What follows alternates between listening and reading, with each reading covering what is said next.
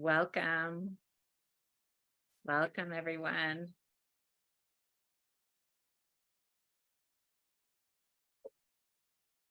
As you're coming into the meeting today, we're so happy that you joined us with Eben Alexander and myself. I'm Carissa Sims, your host today. And we'd love to hear from you in the chat where you're connecting from today. And I'm connecting from Nederland, Colorado.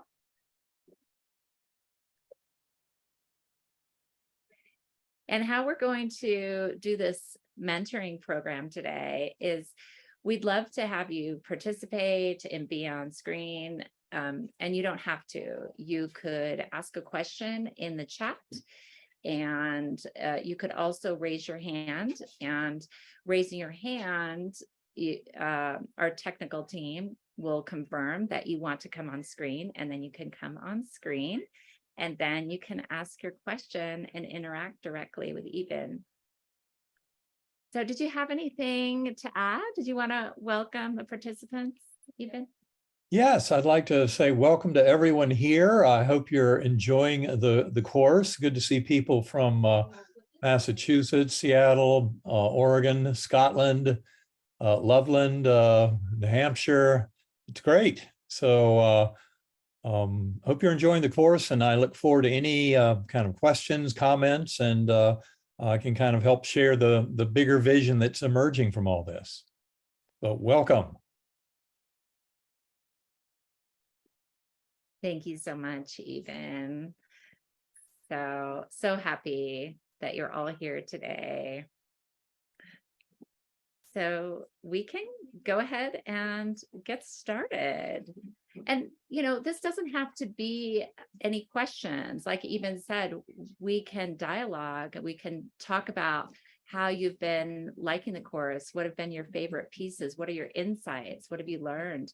We just love to interact with each of you. So feel free. And I love hearing all of that. And certainly also if people, have any criticisms or kind of stumbling blocks or hurdles that they're trying to get through in the course material, I would be happy to try to address that too. Yeah, that's great feedback for you, because I'm sure you're always trying to improve, right? And well, it's, I found out early on in this journey that I really need to meet people where they are and not expect, that they're going to be where I am. So this has been a beautiful journey of enlightenment for me to kind of understand where our culture at large is right now. And also, interestingly, I get to watch the shifts over time, because from my perspective, things are improving dramatically over the last decade. If you kind of asking about, well, how much is the world getting on board with this kind of worldview shift, this paradigm shift that is so apparent in the science of consciousness studies. So it's an interesting perspective, because so many people also share their stories with me. And that has been probably the biggest gift of my sharing of my story through Proof of Heaven and through all the talks I've given, is that other people share back. And it's those thousands of stories of, near-death experiences, shared death experiences, after-death communications, deathbed dreams and visions, reincarnation stories. I mean, all of that helps me to come to a deeper understanding of the real scope and scale of this kind of understanding. Yeah, that's so wonderful, Eben. That's incredible. Everybody who is responding to you about their own experiences, it just makes our consciousness even higher and open to that. So great. Yeah, and Sandra had a comment that she loved the course. Thank you so much. So that's great. Thank you, Sandra. Yeah. Glad you're enjoying it.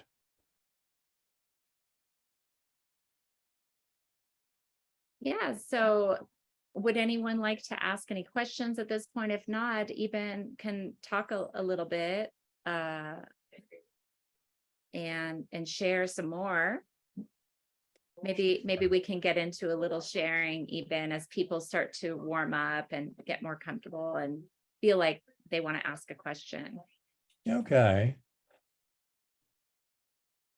I think a question now is just fine, Sandra. That's right. Yeah.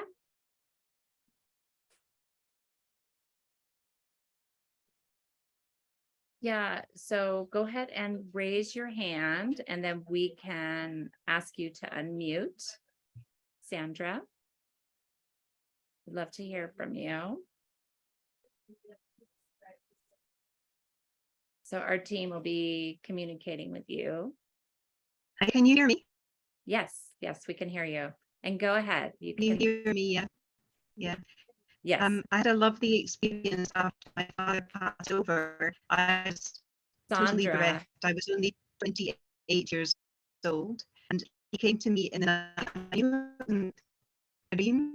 I'm having a little trouble understanding audio. Yeah, you're breaking up a little bit. Sorry about that. Is there another connection you could try? I could, maybe an iPhone, yeah. Maybe, or you can, yeah, come out and come back in with a new Wi-Fi connection. Try that. Or put your question in the chat. Yeah, you can do that in the chat. Yeah. Type it in. Thank you, Garth. Yeah. If you don't want to leave, then that's fine. Who else has got a question? Sofia.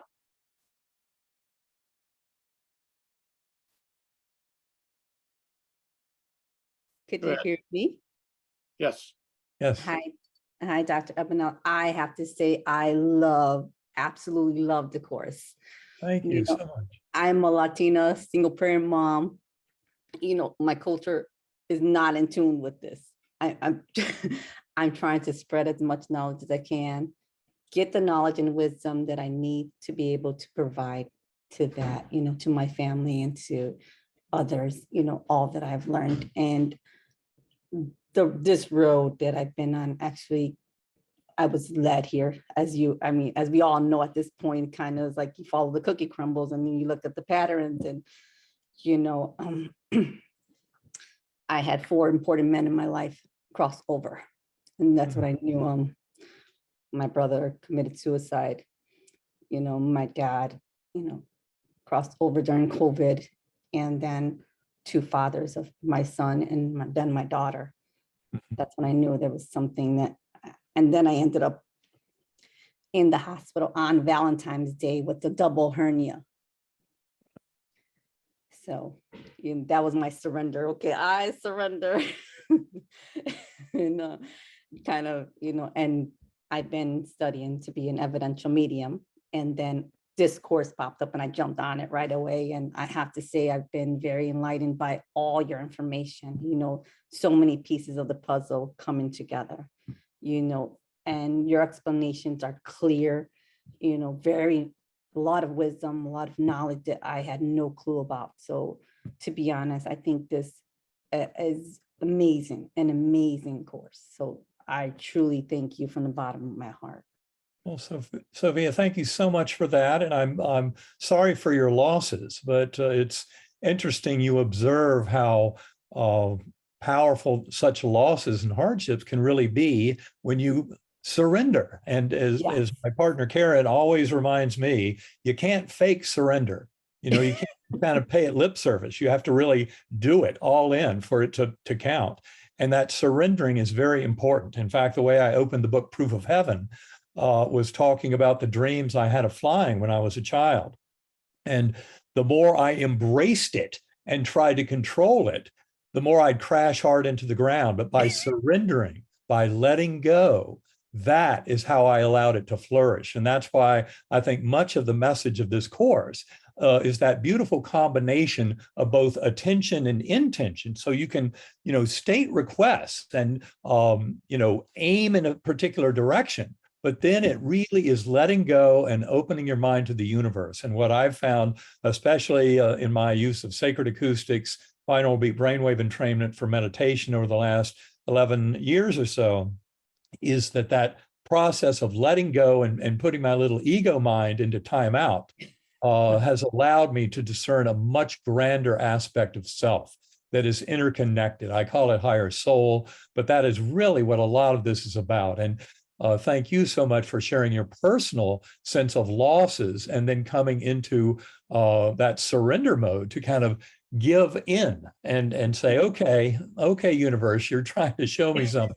I'm open to the lessons. And to be honest, and I didn't even, I'm a cradle Catholic, so universe was not even in my vocabulary, to be honest, So this is all new to me. So I'm just like a whole new world. Well, yeah, especially we hear a lot from recovering Catholics, mainly because of a lot of the kind of guilt and judgment involved in Catholicism, the way it's practiced. And that is one of the most beautiful lessons that comes from the NDE community, is this notion of an infinitely kind of loving God source at the core of the universe that really has our back. And that is where I think a lot of people who learn to let go and kind of appreciate the lessons of the universe, including those that come packaged with the hardships and difficulties, start to really have transformation in their soul growth. So it's a beautiful process of kind of awakening and becoming more attuned to the universe at large, to that loving force that really has our back. 90% plus of near-death experiencers going back thousands of years, including many who were previously atheist or agnostic, come back with a knowing of the reality of a loving God force at the core of the universe. And what I realized in my journey is it doesn't matter if you want to call that force God or Allah, Brahman, Vishnu, Jehovah, Yahweh, Great Spirit. We try to claim it, name it, and own it. But ultimately, as NDEers have learned, that force is there to provide us with an ocean of love. Yes. And that is ultimately what exists at that spiritual center of the universe, not some battle between good and evil, because the closer we get to that co-creative core, that God force, the more we realize it's all about love. And that's where we can bring such healing into our lives in the modern era, especially in our very polarized world, a lot of conflict, and religious ideologies that pretend we're in conflict with each other. Whereas the deeper lesson from the NDE community is that we're all in harmony and basically sharing the dream of the one mind together in a process of having that mind, that consciousness itself evolve. And I think this is kind of the simplest and plainest way to look at the evolving science of consciousness. And I love when individual souls like you, obviously on a deep journey, share their messages of getting through the particular hardships and often being able to turn those losses into beautiful lessons, especially when we have evidence that our loved ones are still present to us. And I have evidence. Everything, miracles are happening. I mean, so I started a book of miracles because Suzanne Giesman was the one who told me to do that. She taught me that. Start noting them, so you could look back and start seeing things. And like today, I felt somebody tickle in my ear while I'm washing dishes, and then I walked to my front area to do something else, and a white feather just in my house, like this just came out of nowhere. Right. So I was just like, thank you. I'm not alone. And that's when you let the miracles in, and you let the universe, and you let God, like you said, whatever you want to call it, lead you, guide you. I feel I'm not alone. Right. And that's the main thing. Beautifully put. And I think that's the biggest message for all of us. None of us are doing this alone.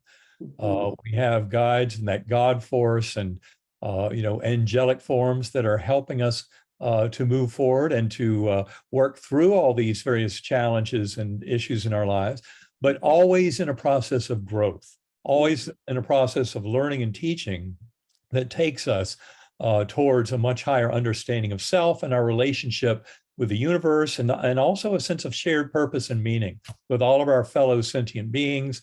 And of course, this is not just about human beings. The animal world is richly involved in this kind of evolution of understanding.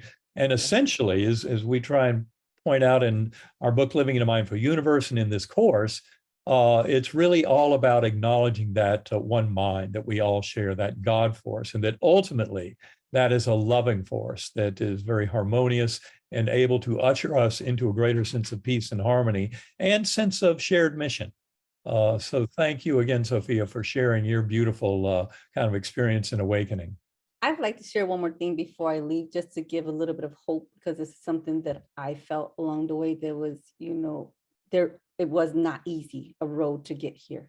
I actually changed my whole life. I am now a gluten-free vegan because I got diagnosed with Hashimoto's disease. Mm-hmm. So during all this is all unraveling, but I think it was more the universe of showing me, open your eyes, and that's actually, I started hearing music. So songs coming in, listening to the lyrics. Some of the songs I've never heard before. I had to Google what I just heard. I knew it was a song, but what song was it? And once I Googled the lyrics, and then I realized it was a message. So a lot of my messages are coming from like a music that I hear in my own head, and nobody else is hearing it. And signs everywhere, like license plates, messages and angel numbers and, feathers, things like that. Animals you never seen before. Like my neighbor bring me bird food, like, here, I think you would like this bird food because all the animals go in your yard. I put this bird food out. A bird nobody ever seen in this whole neighborhood came to my yard, and I was like, what? And then I Googled it, and the meaning was just out of this world, like, wow. So it's just like those kind of things. And, those are the things that kept me going when times were tough. My son just recently bought me a coin of sobriety. So my first year, not turning to alcohol to feel my pain, and so this is the one thing. It was not easy. I had to make a lot of changes, a lot of sacrifice. There was a lot of discipline, but to me, it was worth it, and it will be worth it. And I know there's still more to come, and that I can share with the world. Thank you so much. Absolutely right. Sofia. And it's, all those issues of kind of ego and addiction, these are the kind of things we can address by acknowledging that we're much more than just that little running stream of thoughts in our head, that ego mind. And this is where it's important to also realize that so many of our societal and cultural beliefs are falsely limiting. And I love how you're kind of opening up to pay attention to the signals in a much better way. Mm-hmm. And of course, this is where, for example, synchronicity. So, as Carl Jung, the famous Swiss psychoanalyst, pointed out, there are connections that occur at a meaningful level far beyond our expectations of material causal relationships. When we open our minds to those synchronicities and those kind of subtle nudge winks from the universe, that's when we can really start to open up to a richer sense of connection of self and of the sources of information we have with the universe at large. So again, Sofia, thank you for sharing your journey. Thank you. Namaste. Thank you. Thank you so much, Sofia. Thank you. So wonderful. Appreciate your story and your vulnerability. Thank you. So a couple of people, Sandra is back. So Sandra, do you want to try again to ask your question? Let's see how your connection is. Hi, everyone. Can you hear me this time? Oh, yeah. Yes, Clear as a bell. You can. Hi. It's wonderful to be with you all. I would just like to thank Sofia for her bravery and honesty. And I empathize and I understand some aspects too, because my own sister committed suicide. My dad passed away before my sister. He had a heart attack.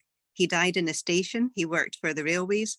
And after his death, it was the first big bereavement I'd had. And I was so bereft. I was just lost. I was wandering around Edinburgh, where I lived at the time in Scotland. And I just wandered into the station. I was just going like, give me a sign, give me a sign. And speaking to my dad. And I turned to the bookstall, and right in front of me was Light After Life by Dr. Raymond Moody. Perfect. I bought that book. I knew I had to buy that book. And from then onwards, I have been following this pathway that we're all on at the moment. And I had a dream, but I think it was an out-of-body experience after my dad died. Again, just proof that he was with me. And we were in my mom and dad's dining room, and he appeared. And I knew, because it was the most overwhelming feeling of love I had ever experienced. And I loved my mom, my dad, my sister. I loved them anyway, but that I just knew it was supernatural. It was from God. And then he went, and that was it. And later on, I spoke to my mom and I said what had happened. And she said the same thing happened to her that same night. Oh, that is absolutely beautiful. Well, those kind of stories are very common of people who are connected with a loved one in the moments of passage or soon thereafter, even if they really didn't know any of that was going on. But it's that soul connection, that loving connection between us that allows us to have that kind of information. And I know that when I first started giving talks about my Proof of Heaven story, which is those talks began about 2.5 years before the book came out. And I would send around DVDs of those video recordings to help share the story. And I would often hear from people after those talks. They would come up to me and say, I've never told anybody this before, but. And then often they would share what they said was one of the greatest gifts they'd ever gotten from their loved one. And that greatest gift was just as you described. It was a communication showing them that the loved one was still present to them in a very real fashion. You know, not just wishful thinking, not just imagination, but in a very strong, powerful emotional vision of shared kind of being. And sometimes that even progresses to what's called a shared death experience. Those were first defined by Raymond Moody in another book called Glimpses of Eternity that he wrote with Paul Perry, I believe in 2011. And Glimpses of Eternity is all about shared death experiences. But there's all host of spectrum of possibilities of our connection with loved ones. And of course, that can also continue long after they've left the physical plane. I often hear about after-death communications that occur, you know, months or years after losing the loved one, that prove the reality of their ongoing soul connection with someone still living. So, and to me, those stories of being so common in my audience, and none of them were prompted. Most of them were not familiar with any of the NDE literature. They just know what had happened to them. And of course, that's one of the reasons why we actually wrote the second book, Map of Heaven, which was simply demonstrating that these stories are out there by the millions and happen every day. In fact, if you inquire around your neighborhood, you can often find these. We've found these in our very kind of conventional neighborhood, you know, at parties. People often don't know our line of work, and yet they'll share their own stories when we start talking about it. So it's beautiful. It's one of the reasons that I wrote Proof of Heaven and that I love this line of work is it helps to take the lid off by helping other people to share their stories. Once people realize this is not science versus, you know, religion or spirituality, because in fact, the science of consciousness fully supports the reality, not only of the afterlife, but also of reincarnation. So we need to broaden our minds in terms of this deeper understanding, but that's where people involved in this course are kind of well ahead of many in our culture at large. So thank you for sharing that. Thank you so much. I did have one specific question that has been, in a way, bothering me a little bit recently. Quite a lot of doctors these days would recommend that for most people, resuscitation in the case of an emergency procedure might not work. And some people take out do not resuscitate orders or refuse to be ventilated or decide that, you know, just to go for the natural way and the natural death. And yet I know that many people also come back from such situations, as we know, and then it's spirit and God bring us back.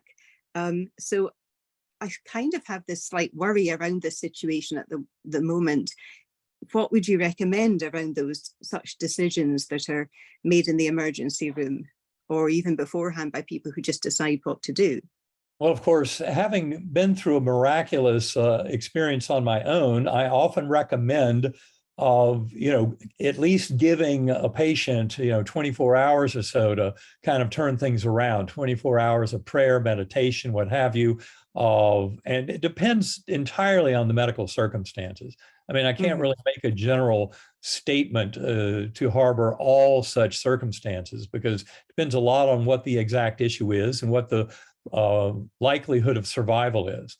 But, you know, prayers get through and certainly, I believe even in a setting, say, of brain death, where someone has met brain death criteria, I believe, again, depending on the circumstances, but in some of those cases, one might argue that a 24-hour grace period of prayer and meditation to see if there's any turnaround can be a reasonable course to pursue.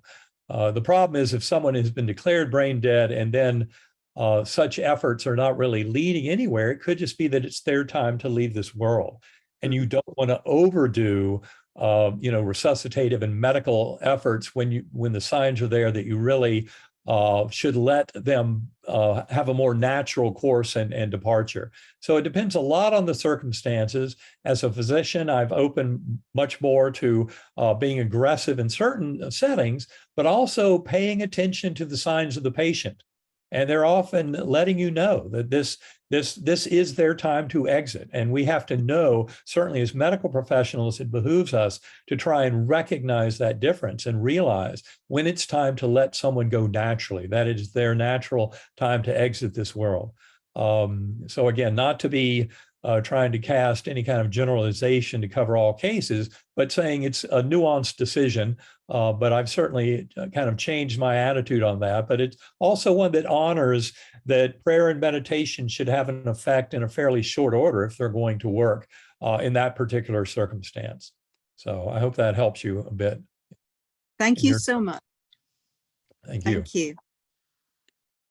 Thank you, Sandra, for that question. That was fascinating. And you being a physician, a neuroscientist, Dr. Eben Alexander, it's just great to get your insight and wonderful, to think about that, like to try prayer and to try different things as much as you can before letting go. So appreciate that question, Sandra, and your own experience. And Meg has been, thank you so much. Meg has been she raised her hand a while ago. Thank you, Meg. Would you like to unmute? Wonderful. Yes, I raised it and then I put it back down again because I got chicken. And I thought this is like my one opportunity to ask Dr. Alexander a question. And anyway, in '99, I had a near-death experience and I was having radio frequency ablation. I had a arrhythmia and they punctured my heart, blood into my pericardium, and I was gone for a while. And when I woke up in the ICU, I had this very vivid, and I knew what near-death experiences were at the time, so I knew that's probably what it was, but it was very, I hate to say bland, you hear all these exciting ones. I was just led down a corridor. There was somebody to my left. But I did not see them, and took me into a room and I sat on a bench and there was a coffin, a black shiny coffin on one side and orbs on the other. And that's basically, I figured I was making a decision, and I still had 2 daughters in school. So, that was a pretty easy decision. I wanted to come back, but I have this feeling that more went on, but I've never been able to access it. Like, I feel like when I was sitting on that bench, I was actually watching something. And I wonder if that was my life review. And maybe I'm not supposed to know. That's been quite a while ago. I'm 68 now. I'd like to, if there's something I'm supposed to be doing, I would like to know.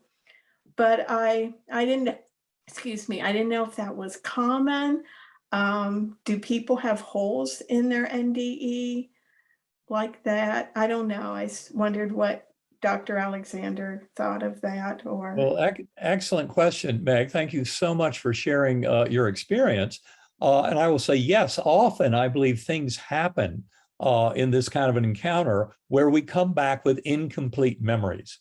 And there's certainly a literature, if you read PMH Atwater's work on the Forever Angels, for example, she talks about NDEs in very young children, basically pre-verbal children.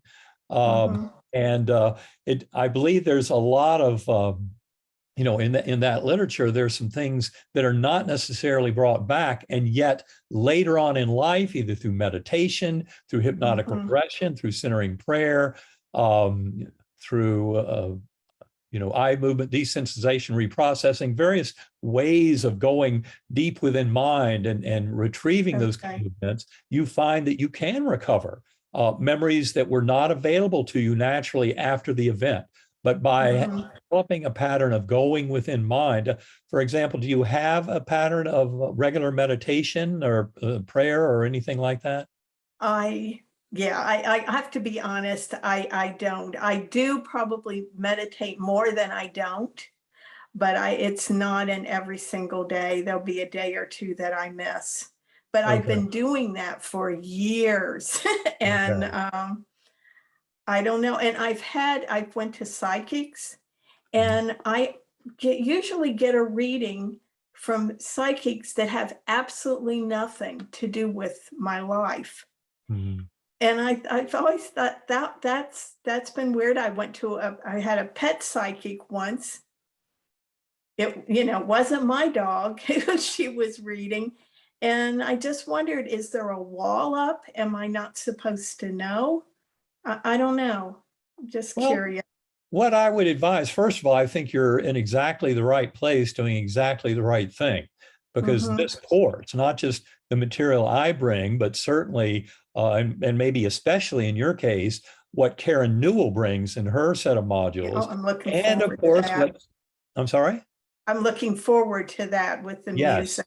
Yes. And of course, Suzanne Giesman, she has a tremendous amount of wisdom, not just in, mediumship, but also in helping to coach people to develop their own kind of modes of inner knowing and exploration and meditation. So you're doing exactly the right things now. And what I would encourage you to do is just take everything that you learn in these modules. And I promise you that very much of what I say and what Karen will be talking about, and also Suzanne, will be very applicable to your journey of discovery.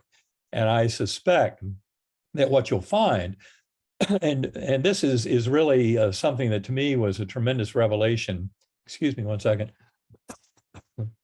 Early on in my meditations, was finding that the real gift was learning that voice in my head was not who I am.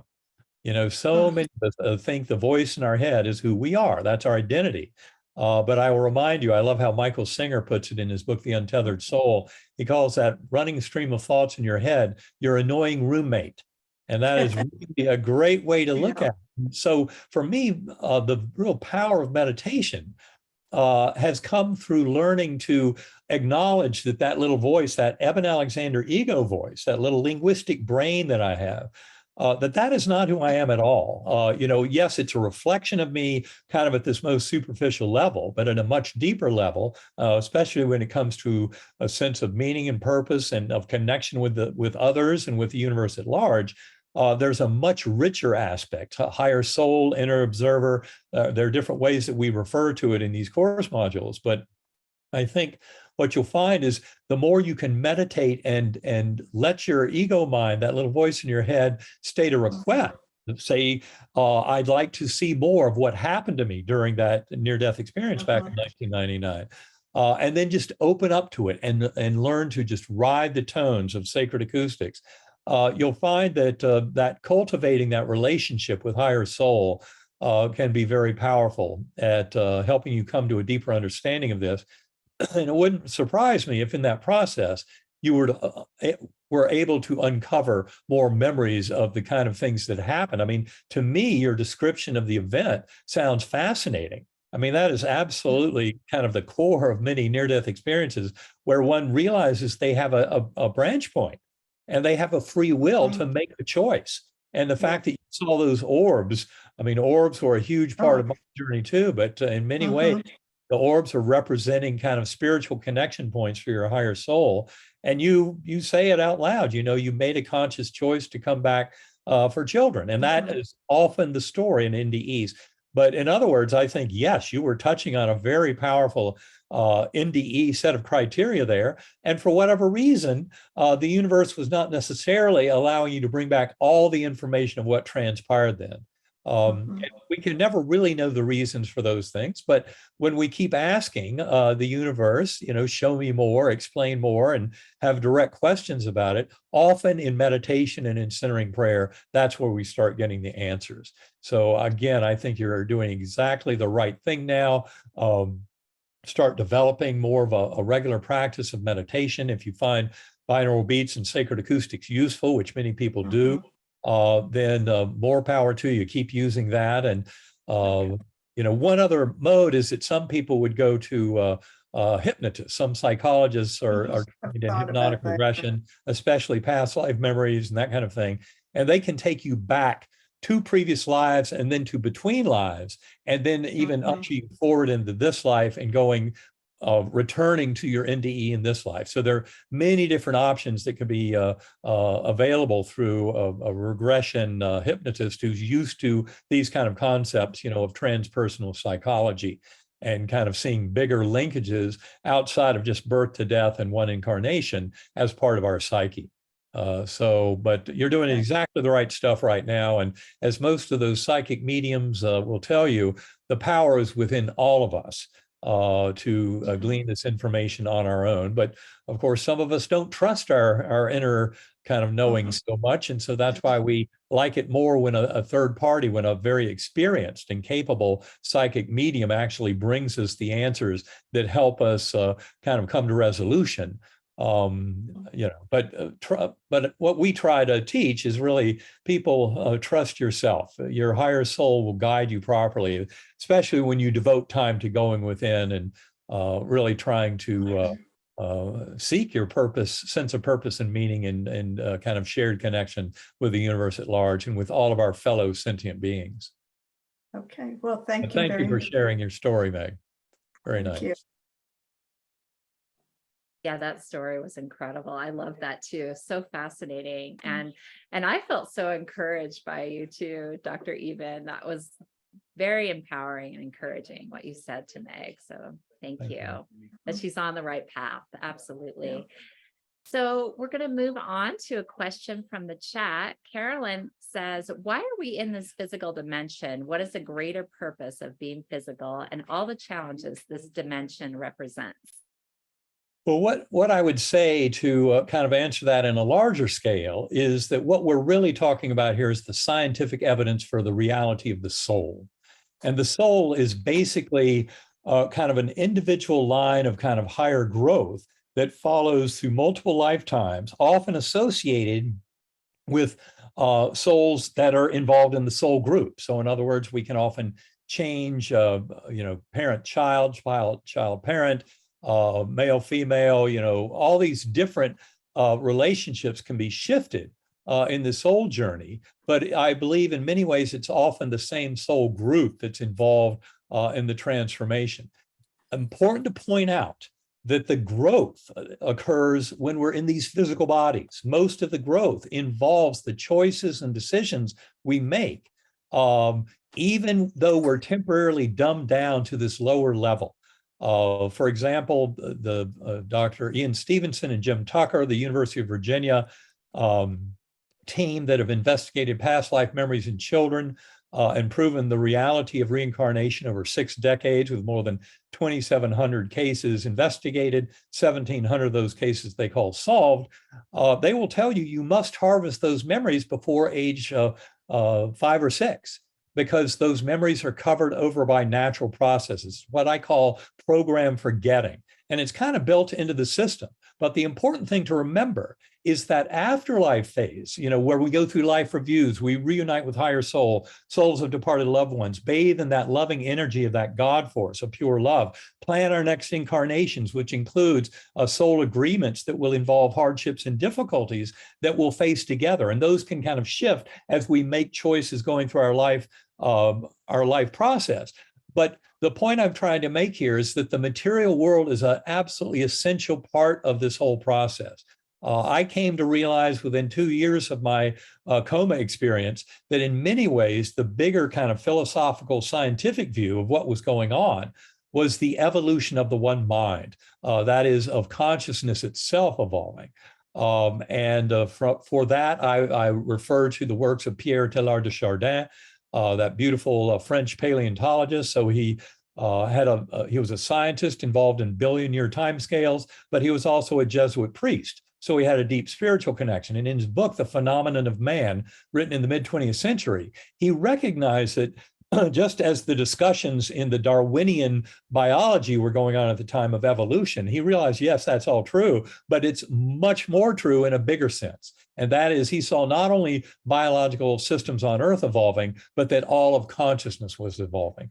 And I would say that all of our existence on Earth and our shared existence as sentient beings is nothing more than the contribution we make to that evolution of the one mind and sharing the dream of the one mind. So in other words, the hardships and challenges that we perceive in this physical world are actually a huge part of the potential growth we can go through in this bigger process of soul evolution and the evolution of consciousness itself. But that does involve this process of program forgetting, giving us skin in the game so we have buy-in to this lifetime. And again, my words in explaining this are all based around the current epoch of 5 to 10,000 years of human destiny. I think that there are other kind of senses of purpose and meaning and direction the universe might take in the far future as we become far more advanced, as we learn these lessons. But the lessons that I'm talking about that are coming to a culmination in the science of consciousness and in this paradigm shift in the nature of scientific understanding of the universe is really kind of a resolution, not just of the last few decades or century or so of human thought, but really of at least 5,000 years of human thought. So it's a much grander scale of evolution. But essentially, our growing through and living these lives in the physical world is an absolutely critical part of that evolution of consciousness itself. And that's why we cannot simply dismiss it. And that's why we should also acknowledge that the hardships and challenges in life, in many ways, are the mileposts that our soul group is mapped out to allow us to grow. So to embrace the challenges, the people who are tough in your life, pray for your enemy, because often that toughness is reflecting something within us that needs work. I love that statement from Confucius, the Chinese philosopher, where he said, if you find something objectionable in another, look inside yourself. And this is where we can really start to truly appreciate the power we have to grow and learn and teach together through the challenges and hardships of this life. But always remembering that harvesting love, compassion, kindness, mercy, acceptance, when necessary, forgiveness, and never forgetting gratitude. These are all the keys to having the most harmonious and efficient pathway forward as spiritual beings. And that certainly involves an acceptance of many of the things we face in this physical world, but also a realization that they are gifts from the universe. And I realize some people have very tough challenges in their life. And for me, I look back on, for example, my adoption. I was put up for adoption when I was 11 days old. That was a tremendous gift to me. But it took until after my NDE for me to realize why that adoption abandonment wound was a gift in itself. Likewise, my struggles with alcohol early in my career, I realized that on my nights off call, I leaned a little too heavily on that scotch. And so I stopped drinking. But the reality is I'm grateful for the struggle with the alcohol, because that helped me to define things about my relationship as a higher soul with the universe that went beyond my little ego toxicities. Because all of, kind of fear of death and addictions, all those things are tied to a very kind of unhealthy version of ego that's become way too dominant. And that's where it becomes valuable to grow this relationship with our higher soul and that sense of soul that has mission far beyond birth to death in this physical body, and one that is much more kind of keyed into the power of love to bring wholeness into our lives. So I hope that helps you understand a bit why the challenges of this physical lifetime actually work in our favor to help us in this long spiritual journey of becoming one with the divine. Wow, that was so inspiring. That really moved me and shifted my perspective. That was incredible. Thank you, Dr. Eben, for that answer. And Catherine, we'd love to hear your question. Yes. Are you ready? Yes. Go ahead and ask your question. Okay, you can hear me? Yes. Yes. Hi. Okay, I'm an artist, and a couple of years ago, I started to research creativity.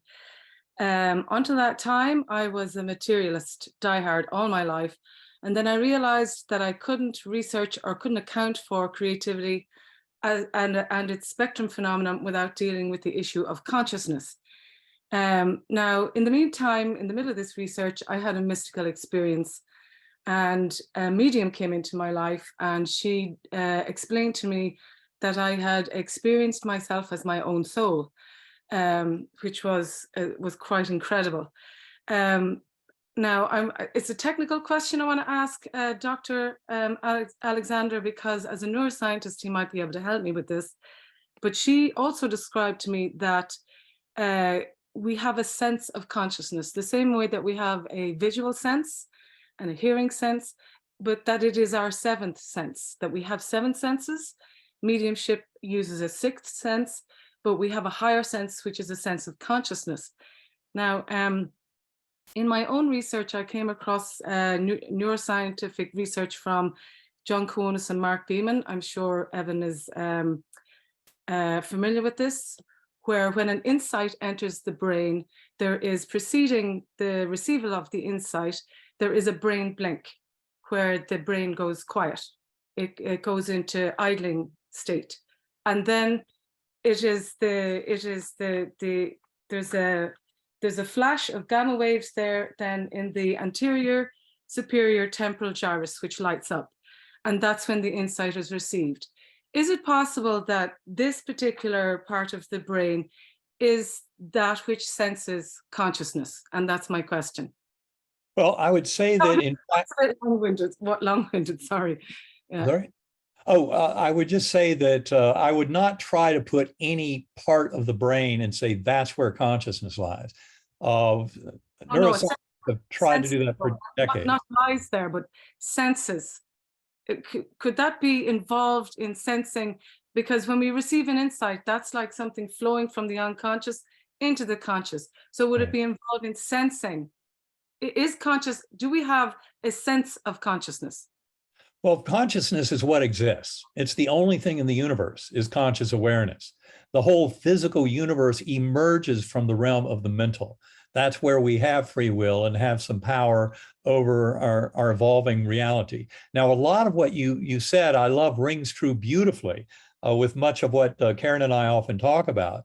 And specifically, that involves that hypnagogic space, getting into that kind of space between awake and asleep, where your mind can actually move beyond kind of your rational, logical little voice in your head. And that's where you start to get tremendous insight and creativity.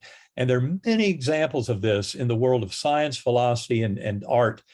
For example, Albert Einstein used to float around in a sailboat, gazing up at the sky, daydreaming. And often the harbor police would have to pull him in at night. But that's where he got some of his most brilliant ideas. It wasn't just from sitting there at the chalkboard and following the equations.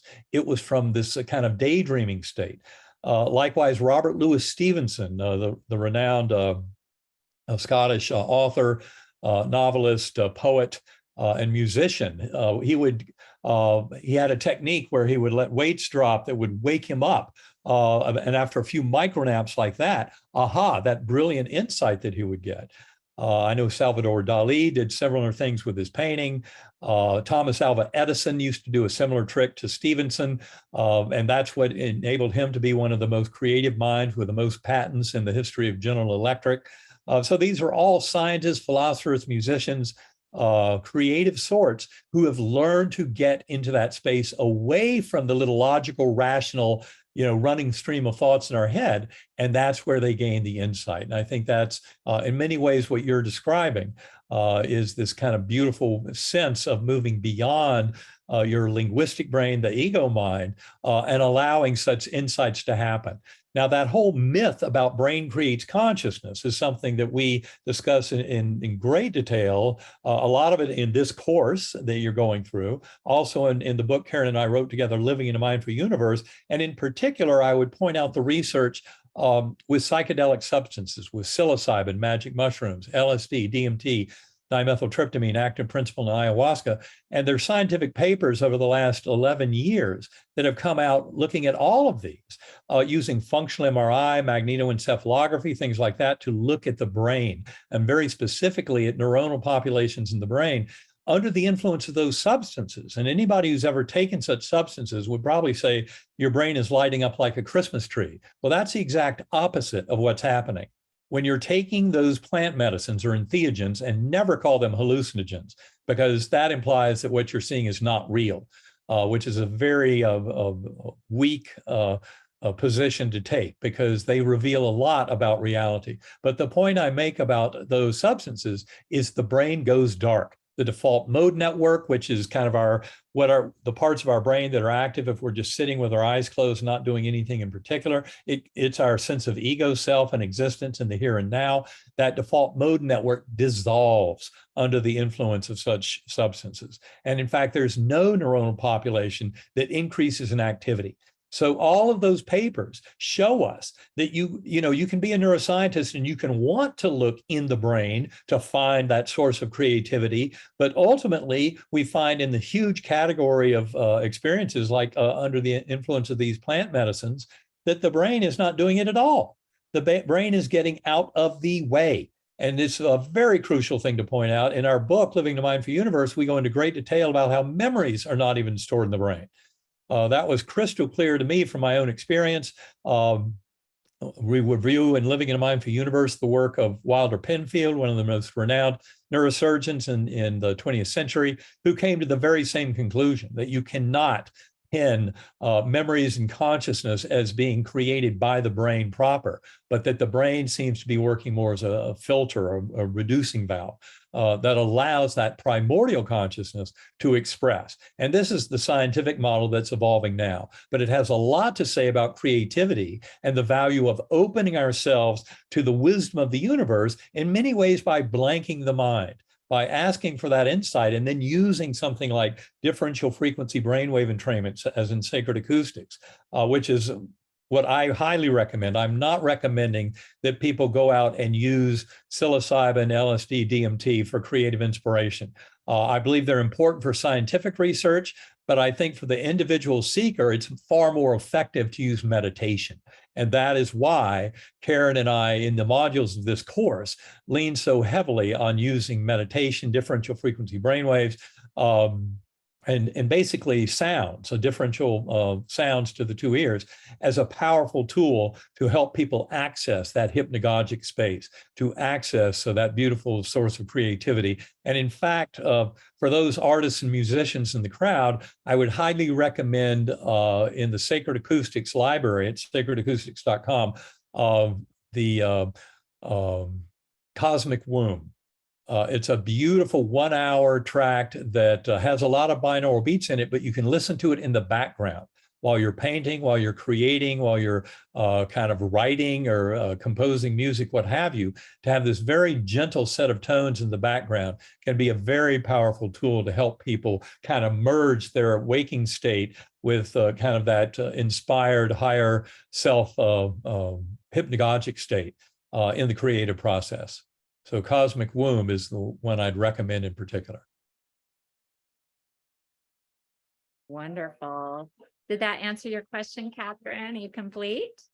Not totally, no, because I've read sort of Kelly's Irreducible Mind and the theories of Mayer's, and the same sort of Darwinian evolution, that sort of it is light that developed our sense of sight, and sound waves that developed our sense of hearing, and quite possibly as well that the consciousness in the universe that also developed our sense of the conscious mind.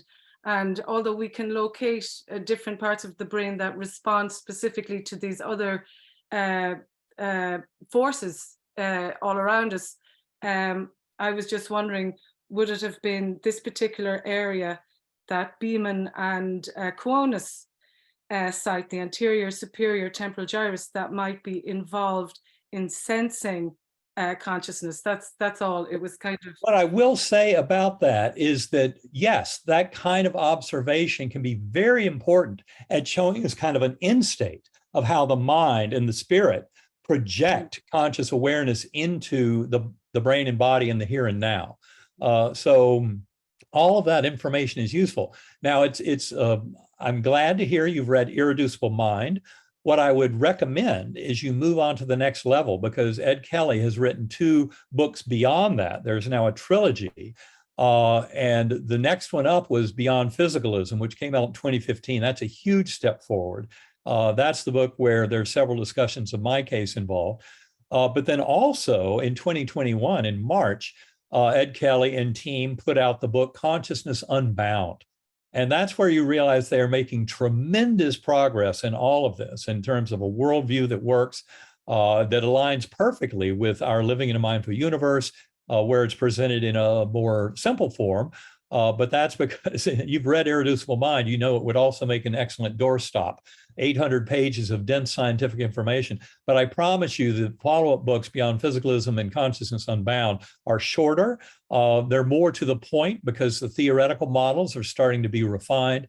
And to get you to a punchline, they end up converging on a notion of evolutionary panentheism, which supports the reality of our notion of free will, but also talks about this unified sense of mind, that primordial mind, that God mind, that's the source of all of our conscious awareness. So in many ways, those 3 books of Ed Kelly's go a long way to showing the scientific consolidation of these ideas in the modern era. And yes, the kind of things you mentioned, like that aspect of the temporal lobe and its lighting up in this particular task is just a tiny piece of the millions and millions piece puzzle of putting it all together. But ultimately, importantly, we're not going to find all the answers in the brain and neurochemistry and neurophysiology, because much of this is occurring beyond that realm. That's what those studies showing the brain going dark is telling us about the limits of neuroscience. Okay, thank you very much. Thank you for that question. Thank you. I feel like I learned so much. My brain is expanding with all that knowledge. Your mind is expanding. You don't need more space between your ears. Yeah, my mind. Yes. Margaret, we'd love to hear from you if you have a question for Dr. Eben.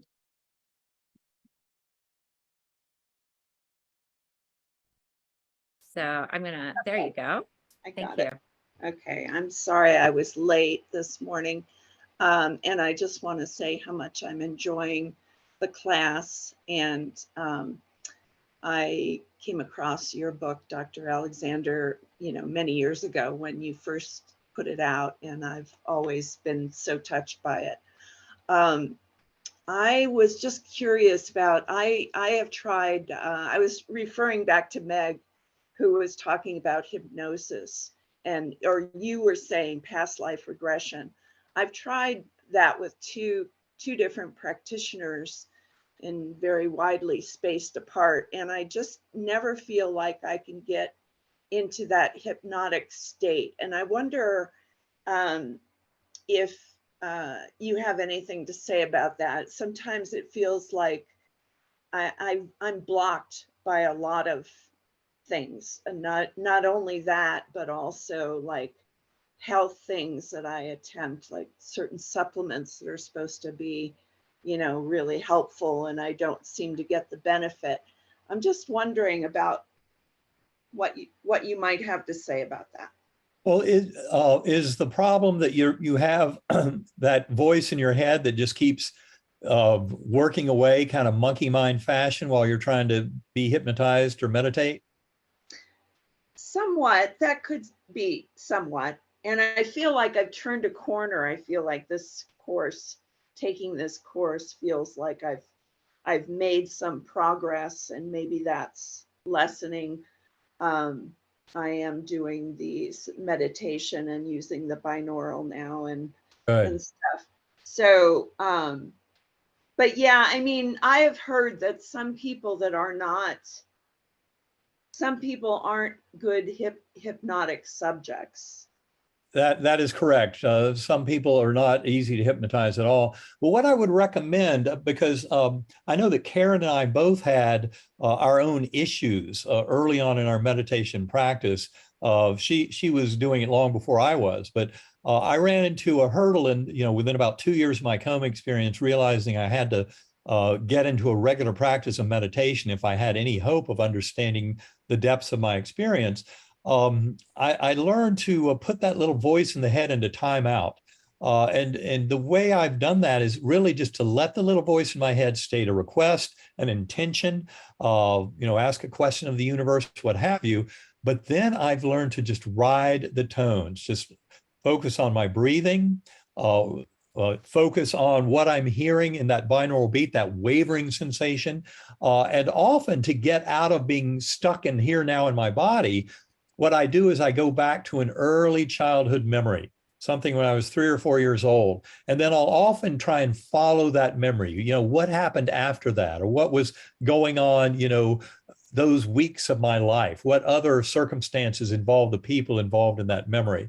And before I know it, getting lost into this kind of mission of memory following, I'm well out of the here now and of that sense of self and being stuck in this body and this brain. So that kind of technique might help you to kind of shake yourself loose and allow that higher soul to start presenting itself over and above that little ego voice. In so many ways, I liken this to the challenge. There's a metaphor I use in the book Proof of Heaven, where it's kind of like knowing, when we look up at the night sky, you see all those stars and galaxies and all the beauty out there. And yet in the garish light of day with the bright sun above, we don't see all that. So it's kind of a similar thing. Our little ego mind, that little voice in our head is like the bright sunny day. And what we're trying to do is kind of put that into a nice little timeout. And the techniques that I've talked about are the ones that have been useful for me, and especially with a powerful tool like sacred acoustics, because those tones are actually playing an influence down in your lower brainstem, in circuits that arose more than 300 million years ago. And that's one of the reasons why I think we often get such dramatic results in our workshops with people having very powerful meditative experiences. But it's really by learning to let go of that ego mind, that little voice in the head, and put that into timeout.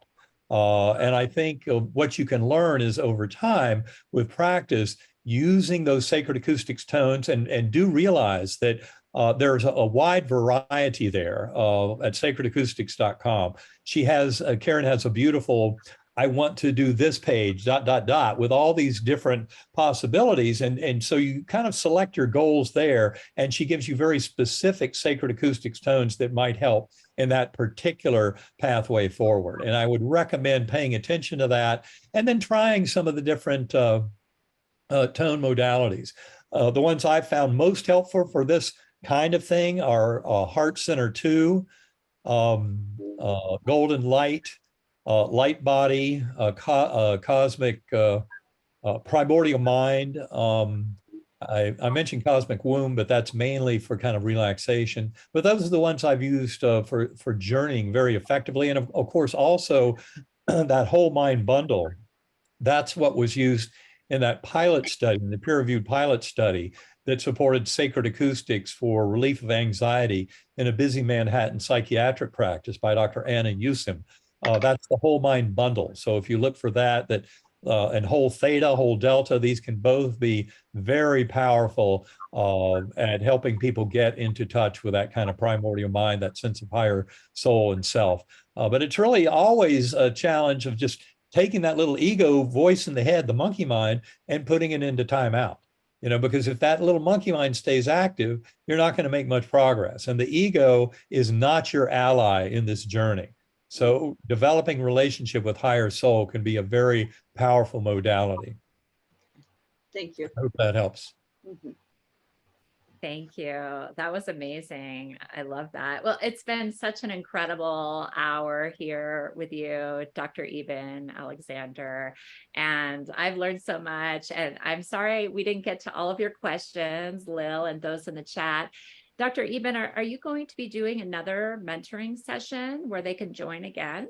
Well, I don't know, but if there's demand, if there are enough people out there who want to hear me talk and answer more questions, I'm happy to do it. We just need to coordinate that through this team. Okay, wonderful. So if we'll there are let people all out of you there who are know. interested. So if there's an audience for me to come back on, I'd be happy to do so. Yes, well, I feel like it was very well attended today. 54 people here, all waiting to ask you questions. So I definitely think there's a demand. Well, Well, also very important to point out, as Jim is yes, pointing out in the chat, next week, don't miss Karen Newell. She yes. she has been a spiritual mentor to me. She's the co-founder of Sacred Acoustics with her partner, business partner, Kevin Cossey. Karen and I have been partners in this work for more than a decade now. And do not miss her session, because that will be filled with wisdom and insight and tremendous kind of suggestions for how to enhance your journey. Oh, thank you for pointing that out, Dr. Eben and Jim. Appreciate that. Yes, definitely don't miss that. Well, thank you everyone for being here with us. And thank you, Dr. Eben. So appreciate you. Well, Any my last pleasure. words? Yeah. Yes, I would just like to thank everyone for being here today, especially those who ask questions. You know, sharing our stories is absolutely essential to help this world wake up. So you have my gratitude and appreciation, each and every one of you who are here today, for chat comments, for the questions, and for comments. And I really appreciate it tremendously. And I just wish you blessings, peace, and harmony on your journey. Thank you so much. Namaste. Have a blessed day. Yes, namaste. Have a blessed day. Bye-bye, everyone.